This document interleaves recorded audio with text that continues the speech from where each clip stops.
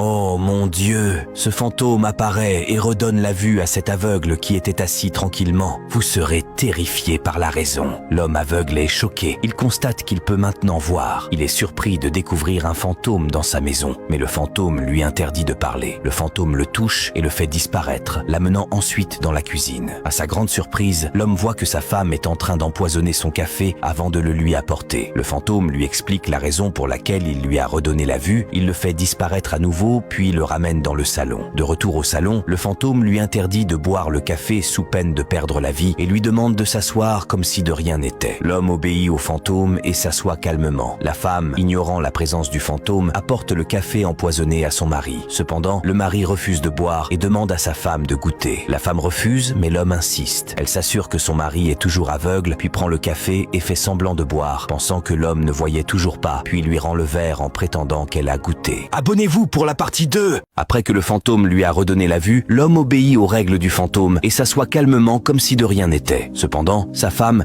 ignorant la présence du fantôme, lui apporte le café empoisonné, pensant qu'il était toujours aveugle. Mais le mari refuse de boire et demande à sa femme de goûter. Celle-ci refuse, mais l'homme insiste. Elle s'assure que son mari est toujours aveugle, puis prend le café et fait semblant de boire, pensant que l'homme ne voyait toujours pas. Elle lui rend ensuite le verre en prétendant avoir goûté. À ce même instant, l'homme enlève ses lunettes. La femme s'assure qu'il ne voit toujours pas. L'homme dépose alors le café empoisonné. Surprise, la femme se lève immédiatement. L'homme lui demande ce qu'elle a mis dans le café. Au lieu de répondre, la femme lui demande s'il a retrouvé la vue, mais l'homme réplique en disant que ce n'est pas la réponse à la question qu'il lui a posée. Il lui repose la même question et la femme répond qu'elle n'a rien mis dedans. Elle prend le verre des mains de son mari, le dépose sur la table et dit qu'elle est vraiment heureuse de le voir retrouver la vue. L'homme lui ordonne de boire le café qu'elle a empoisonné, mais elle refuse à nouveau. L'homme lui dit que, puisqu'elle est heureuse de le voir retrouver la vue, la seule chose qu'il lui demande pour prouver sa joie est de la voir boire le café. Ne voulant pas boire, le fantôme la frappe avec le fouet magique. Terrifiée, elle regarde derrière elle mais ne voit personne. Le fantôme se place à nouveau derrière elle. L'homme lui repose encore la question de savoir ce qu'elle a mis dans le café,